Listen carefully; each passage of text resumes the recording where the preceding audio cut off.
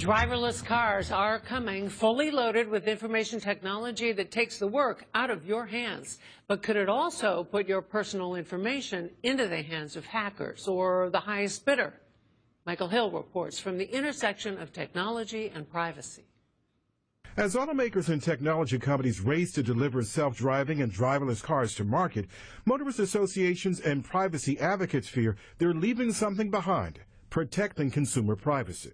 It is a data mine of where we go and what's happening as cars pass us by. Consumer advocates say they welcome the advent of this new technology, but they have big concerns about all that information being collected and how it will be used. Consumers should have total control over the data, but Google and the car makers are going to resist that because they know the money's in the data. Consumer Watchdog says it doesn't have much confidence in the government's new approach of issuing guidelines while the self-driving industry is emerging. Nevertheless, this month, the National Highway Traffic Safety Administration issued a 15-point guideline for automakers. Topping the list, data sharing for the purposes of recording the occurrence of malfunctions, degradations, or failures in a way that can be used to establish the cause of any such issues. And second, privacy. Manufacturers should take steps to protect consumer privacy.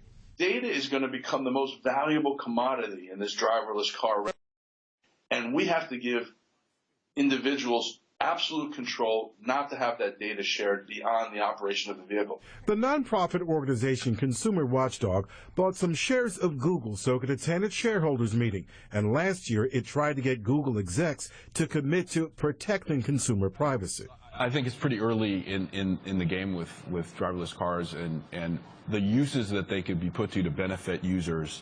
To have a lot of rules saying thou shalt not do X, Y, and Z with the data. It's a little early to be drawing all those kinds of conclusions, which would, in a lot of ways,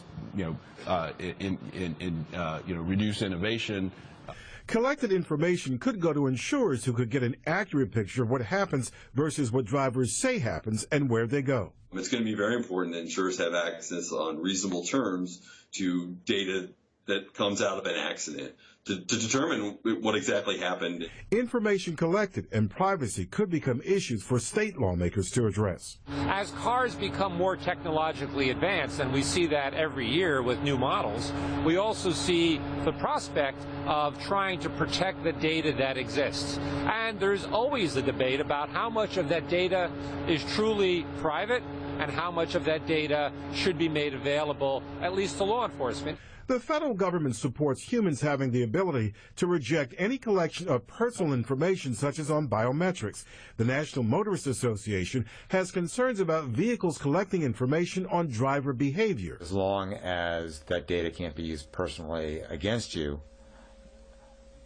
then it's, anonymous use can be okay. You also have to trust the people involved with the data to see that that's happening.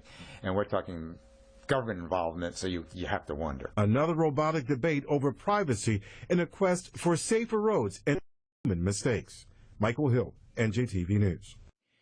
Tomorrow on NJTV News.